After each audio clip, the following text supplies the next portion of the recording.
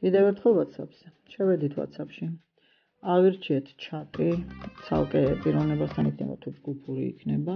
ვაჭერთ აგერქვევით სკრეპკას, ვიცი რუსული სიტყვა როა, ვაჭერთ დოკუმენტს და რა თქმა უნდა შეგვიძლია ნებისმიერი დოკუმენტის გაგზავნა.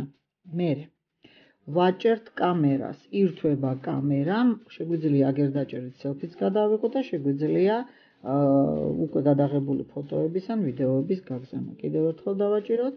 გადავდივართ პირდაპირ გალერეაში და ნებისმიერი ფოტო-ვიდეო მასალის გაგზავნა შეგვიძლია. ვაჭერთ აუდიოს და ვაგზავნით ჩვენს ტელეფონში არსებულ აუდიო მასალას. კიდევ ერთხელ დავაჭიროთ და შეგვიძლია გავაგზავნოთ ჩვენი ადგილმდებარეობა ძალიანიულად, ოღონდ ამისთვის რა თქმა უნდა გეოლოკაცია უნდა იყოს მოწყაპული, მე ახლა გამორთული მაქვს, არ მჭირდება.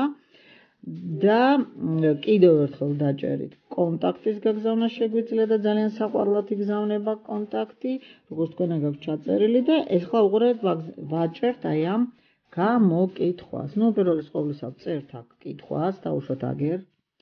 აქ წერთ პირველ პასუხს, აქ წერთ მეორე პასუხს და უყურეთ გამოჩნდება უკვე შესაძლებლობა, რომ მესამე პასუხიც იყოს და მეოთხე პასუხიც იყოს იქ შესაძლებელი.